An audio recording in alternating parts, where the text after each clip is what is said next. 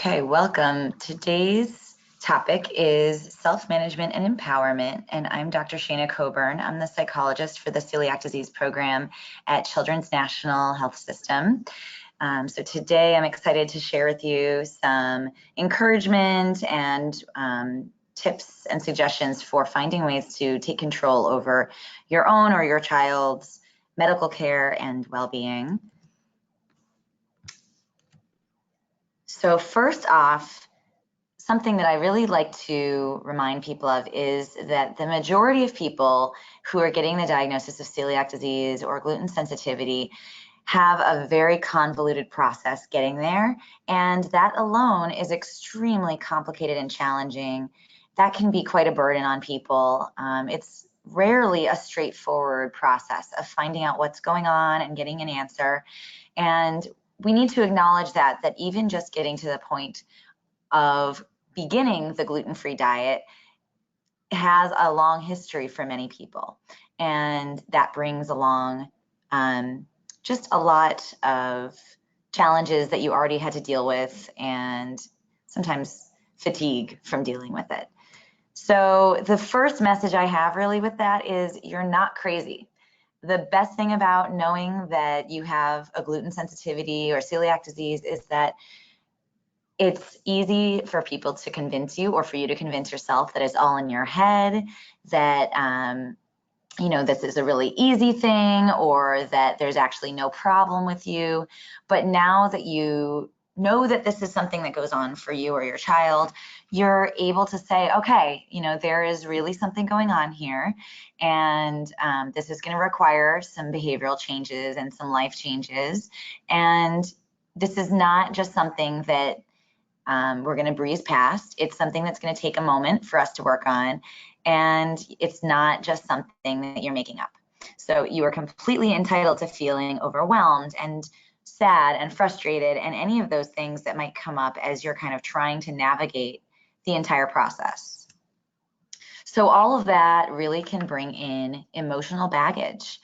There are a range of experiences that people have leading up to and at the time of diagnosis, and then moving forward in trying to treat their gluten sensitivity. And we need to acknowledge that it is difficult, and this is the norm. It is difficult to deal with, especially for parents. They may experience guilt about either passing on a tendency for celiac disease or a risk for that, or they may feel that if only they had gotten the diagnosis sooner for their child, things could have somehow been better, especially if mistakes happen and a child's getting exposed to gluten. Parents will sometimes blame themselves. This is super, super common and really not fair to you as a parent. You are doing the very best that you can, and you've worked so hard to get there, and many people never reach the point of diagnosis. So it's already a huge achievement in helping your loved one get to the point of figuring out what's going on. It is not fair to blame yourself for any of this. In addition, just coping with a diagnosis and understanding what that means is a true loss. And many people do experience symptoms of grief and sadness, and just their mood might be shaken up for a while. Again, this happens to kids and happens to adults, happens to parents, loved ones, friends. It affects everybody a little bit differently, and there's no wrong way to cope with it.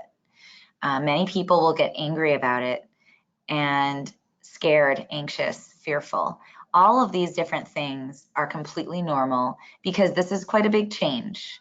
And it's a good sign that you're actually experiencing all these emotions, because it means you're taking it seriously.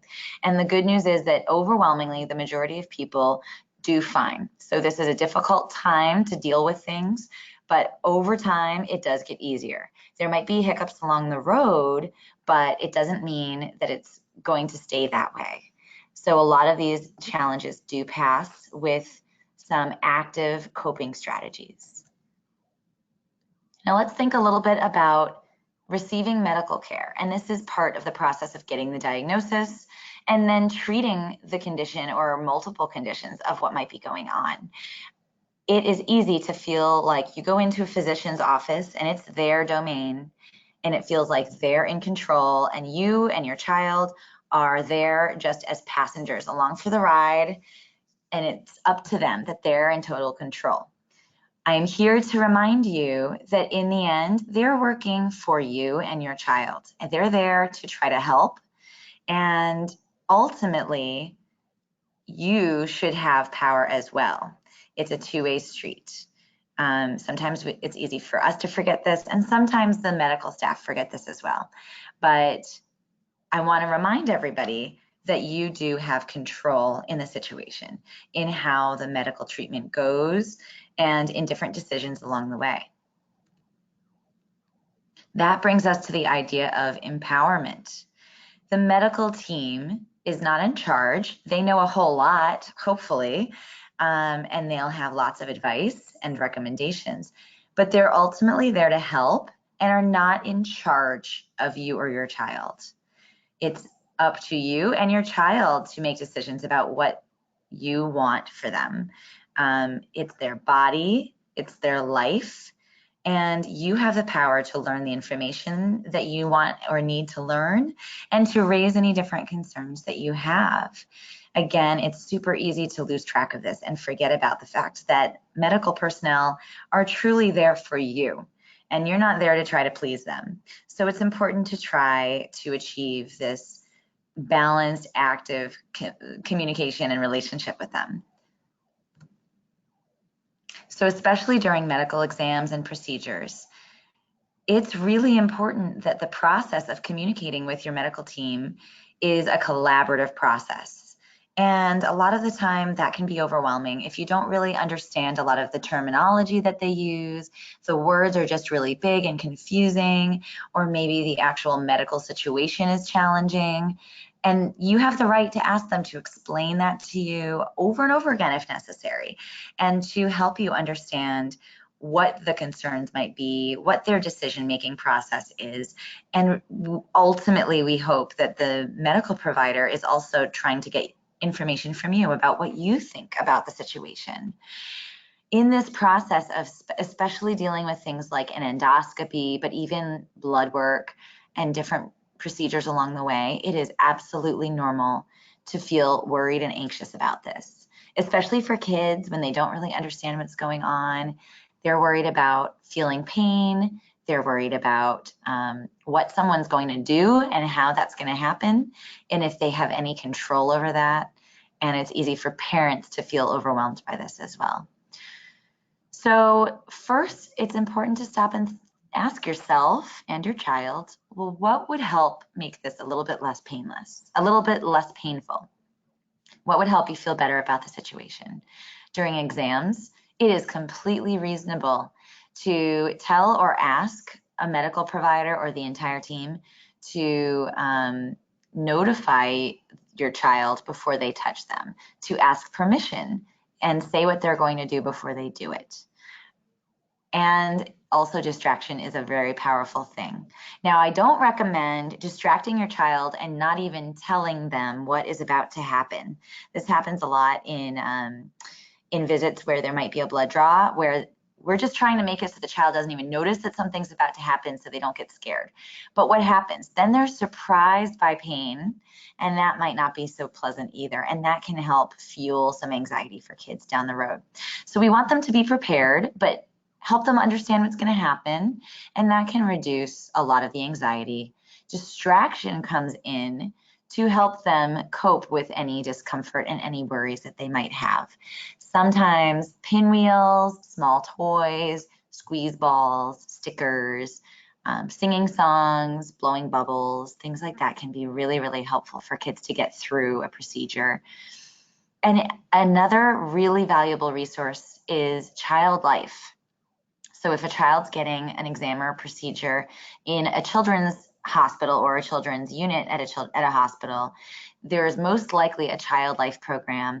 And this is a great asset to use. So for example, at Children's National, we have Child Life services, and I have the phone number here, as well as a link to a video that introduces a little bit about child life. And I encourage you to go visit that if you do seek any medical care at Children's National. Child Life is incredible. It's a team of knowledgeable experts in helping kids cope with medical situations. It gives them things like opportunities to use pretend play to prepare for different procedures and explain procedures to kids so that they understand. They have all kinds of different cool art and games that they can use to also help either distract or educate kids. And they are so skilled at working with kids and putting them at ease. So certainly if your child is going to be undergoing any kind of procedure and you'd like some help from Child Life, give them a call in advance and see if it's possible to line them up. They are just a really valuable set of experts to be there to help support you guys. So beyond just medical care, how do we deal with celiac disease and gluten sensitivity? Well, the only known treatment currently is the gluten-free diet. So that requires quite a bit of management in order to successfully follow the diet. So we call this self-management or adherence or compliance. Basically, it means sticking to that recommended strict gluten-free diet. The goal for the strict gluten-free diet to keep somebody healthy who has celiac disease is to be totally gluten-free all the time. But we don't exist in a vacuum. We don't live in a bubble. It's not realistic to expect perfection. We want to get as close as we can to that while still maximizing quality of life. So we need to recognize that mistakes do happen, and we use that as an opportunity to problem solve and try to prevent it next time and figure out how to do better in the future. But there's, again, a tendency to blame ourselves for things when they don't go quite right. It's very important to recognize you're doing the very best you can. Even if there's situations where, for example, your child might be choosing to eat gluten even on purpose, as parents, there's only so much control you have. And so you're going to have to strike a balance between using parenting skills and encouragement with your kids to encourage them to follow the gluten-free diet, but recognizing that it might not always be perfect, and that's okay. Following a gluten-free diet is tough at any age. It's hard for really young kids who might not even understand what they have to do. It's tough for parents. It's tough for middle school kids because they feel different. It's tough for high schoolers who want to have control over their own life. So at every step along the way of development, and I'll talk about this a little bit more in the future, in a future slide, at every step, it's going to be a process of trying to achieve the best gluten-free diet that you can. Most importantly, when you're talking to a doctor or any other expert nutritionist, it's important to be honest about any recent exposures, types of reactions that might be happening, especially if they're concerning or if you'd like help managing them, and any barriers that get in the way of following the diet. There are always different things that pop up that make it difficult to follow the gluten-free diet, even now with more products available than ever and more gluten-free menus out there and more awareness. It is still far from easy to do.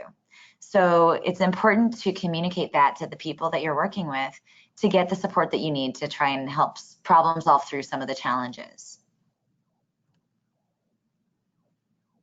So again, with medical experiences, it's difficult to follow through with all of the different medical tasks that might come up. There are follow-up appointments, there might be additional lab testing that might come up, and all kinds of other medical complications that could happen. So a lot of people find that they have additional medical conditions going on, not just celiac disease, after they get that under control. So it can be relatively complicated, even outside of the gluten-free diet. In addition, there might be disagreement on how to best go about treating the condition.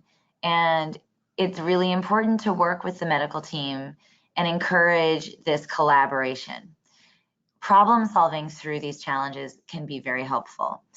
But it also involves a lot of organization on your part as family members and patients to try your best to communicate with your medical team, but also ask them if you're confused about things. Let them know if you disagree with something that they are recommending. Sometimes they don't even realize how difficult something might be for you. They might suggest a certain medication, and maybe your child refuses to take it or doesn't know how to swallow the pill. These are things that can easily be missed, and the more you communicate that and share that openly and honestly, the easier it can be. So how do we problem solve through different things that come up that can be difficult? First, we need to identify what the problem is. So for example, my child always wants to eat their friend's goldfish. Okay, now we have to come up with information to understand a little bit more about the problem and come up with ideas for possible solutions. We want to come up with every possible solution, including really good and really bad ideas. So maybe a really good idea is we look for a snack that our child will like at least as much as their friend's goldfish. Maybe it involves talking to the friend's parents about this. Maybe it's getting the friend on board to make sure that they're not sharing it with your child. It could range all the way to a really terrible idea, which would be allowing your child to continue to eat their friend's goldfish. But we want to know what all those different options are so that you can think through what you want to use as a potential solution. Sometimes it's working with your child also to try to come up with solutions. So you want to pick the best idea that you think will work and then figure out how you're going to go ahead and try it out. So pick one thing, give it a shot, do it a few times, and see how it goes. And then at the end, you want to reflect on how it went. Evaluate those results. Did it work for me to give my child their own snack? Maybe I gave them potato chips that they like, that are gluten-free. Did they choose to eat the potato chips instead of their friend's goldfish? Well, in this case, maybe yes, maybe that worked, and now we've solved the problem. If it didn't quite work, if maybe your child ate the potato chips but also still snuck a couple goldfish, okay, didn't quite fix everything, what else can we do? So then we start back again at step one and think through the problem from that new perspective with that added information. So it's a cycle of collecting information, coming up with ideas, trying it out, and then revising our plan from there. So this is kind of returning again to what is to be expected of a child at different stages of their development. It's very important that we help our children be their own advocate so that they can safely learn to follow the gluten-free diet by the time they are out of the house doing their thing without your supervision. So this is quite a process. This has many tiny little steps to get there. We would never want to expect our child to learn to walk without first learning to roll over, sit up, pull themselves to standing, and then slowly learn to take steps. And same with learning how to follow the gluten-free diet. We're not going to take our 5-year-old and put them in a situation at like a birthday party where there's gluten everywhere and expect them to safely keep themselves gluten-free. It's a process. So the first step often is teaching our child to ask questions. It might just start off with having them ask, is this gluten-free? Or, do you know if I can eat this? You want to figure out what language you want to give your child to use so that they can start becoming their own advocate. Over time, they can continue to learn to ask more nuanced questions, asking, is there, a label I can look at, teaching them to read labels, having your kids learn to start asking more detailed questions about the way food is prepared. And ultimately, you as their parent have the final say through this process. So it's a personal process that you are supervising the whole way. And ultimately, you want to get to the place where you're giving your child more and more decision-making ability. This is really only once they start to get to an age where you feel that they can responsibly make these decisions with their health in mind. And as you move through this process, as we move towards early adolescence, moving into adulthood, We want our child to get more and more comfortable with being able to ask these questions when you're not around, so that they can be keeping themselves safe. So it's important to remember that you as parents can do a very large amount for your kids, but one of the best things you can do for them is help them learn to be their own advocate. And so I'm happy to share that we have Laura Boone with us from the Celiac Disease Foundation, who wants to share a little bit about opportunities for kids to learn to be student ambassadors and be advocates not only for themselves, but for others in the community. So Laura, would you like to share a little bit about that? Yeah, hi Shayna. Thanks so much for having me. So I'm Laura Boone, the development manager for the Celiac Disease Foundation. So 3 million Americans live with celiac disease, but 2 million are not diagnosed. So it's the foundation's mission to increase diagnosis through research, education, and advocacy, but we cannot do this without help from all ages of the community. So, aligned with our mission, we also saw the need to help children, teens, and young adults explore their passions and find their voice to educate their peers and community about celiac disease. So, advocacy starts at the grassroots level, and it's important that we empower those with celiac disease, especially children. So, that's where the Student Ambassador Program comes in. So, essentially, student ambassadors are boots on the ground in schools across the country and are role models for others with celiac disease. So they're students who are knowledgeable about diagnosis and treatment of celiac disease. They're passionate about the Celiac Disease Foundation's cause, and they can create and host fundraising or educational events anywhere across the country. So we provide student ambassadors with a celiac disease awareness video presentation to show in their classroom, as well as classroom handouts, T-shirts, banners for their events and other swag, a letter of appointment for becoming a student ambassador, and they also have the opportunity to create a personalized fundraising page that they can share with their friends and family via social media or email. So we really just encourage students to explore their personal hobbies and interests to raise awareness and funds at their school and in their community.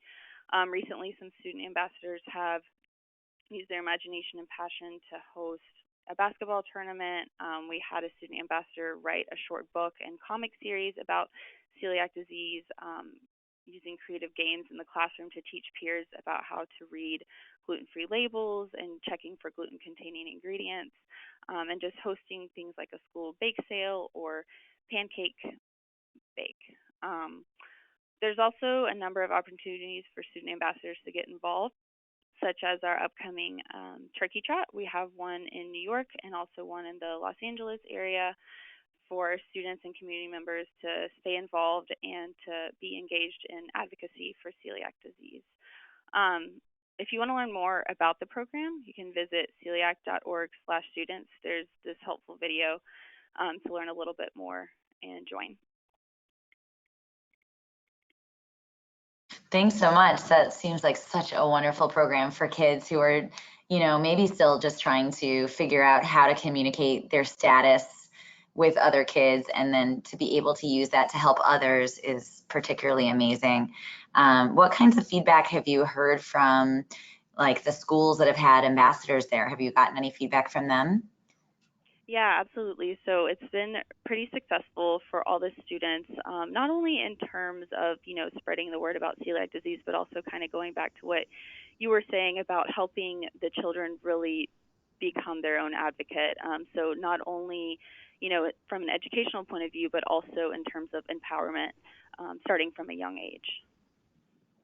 That's wonderful. Yeah, and I imagine that that is such a great tool for preventing people from, getting bullied and having stigma attached, just due to ignorance about what the medical necessity is of the gluten-free diet for people with celiac disease.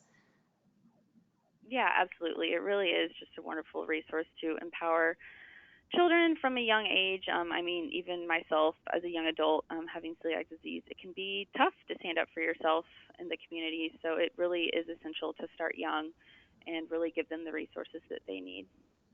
Yeah, that's one of the number one things that comes up when I am talking to basically any kid starting at maybe late elementary, early middle school age and beyond, is just worrying about what other people are going to think and how do I explain this to them.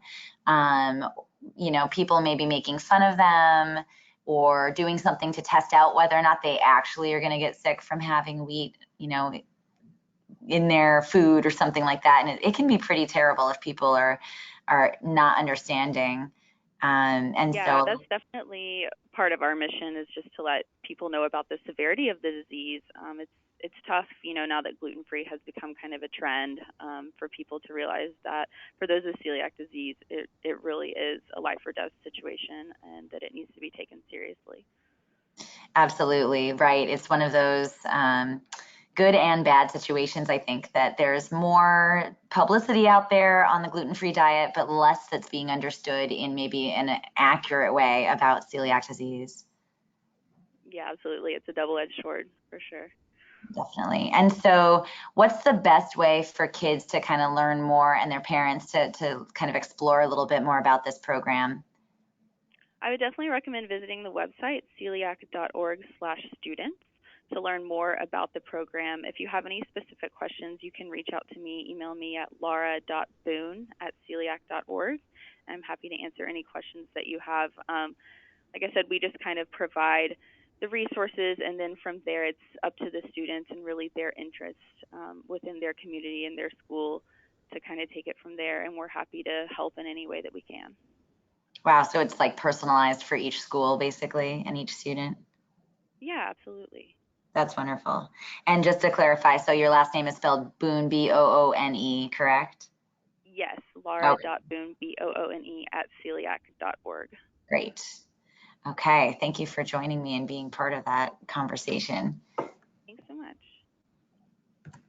And so, just to wrap up all of the messages that we have from today's topic, the most important thing to remember is that for the person who has celiac disease, it is their life, their body, and if you're the parent, it's their child, it's your own child. So it's important to recognize there is control there. It's easy to feel like maybe there isn't, but in the end, there are choices and there are preferences that you can always communicate to your medical team and to people out in the world that you're interacting with. So it's important to find your voice and be able to share any concerns and needs that you have. And if you're having any difficulty with doing this, it is absolutely appropriate to ask for help. And that could be in many different forms. It might be if you're a teenager and you are struggling with managing this on your own, it might be asking your parents for more help. It might be asking friends to watch out for things with them and help remind them of what they need to eat. It might be parents reaching out to local coaches and teachers and administrators at school, but it can also involve therapists, religious leaders, anybody who you find who might be able to give you mentorship. And it's important to remember we have the program at Children's National, as well as the Celiac Disease Foundation, all backing you up. So we have programming where we are here to specifically help guide people through all of the challenges that come up with trying to advocate for what you need. Something we didn't cover very much today, but we have plenty of materials and helpful information on, is dealing with advocating for your needs at school. So it's very similar to have to deal with all of the requirements for following the diet and self-management in a school setting. So we do have materials available and guides, including our education team they advocate for people on a personalized level as well if that's needed. So certainly we additionally want to make sure that you know that managing school issues is a huge task, and we have separate information specifically tailored for any advocating that you might need for school situations. But importantly, in a medical kind of setting, it's just the most helpful to learn and recognize that you have a say in what happens and how it happens. And if your medical team forgets that you can help remind them of that. And you can get them on your side, and then they're there to help you. So I wish you all the best of luck with everything, and don't hesitate to reach out and ask for any help if you need it. My contact information is up here. It is scoburn@childrensnational.org. And again, I'm the psychologist for the celiac disease program. And my number and the children's website is also up here. And thanks so much for listening in, and have a wonderful day.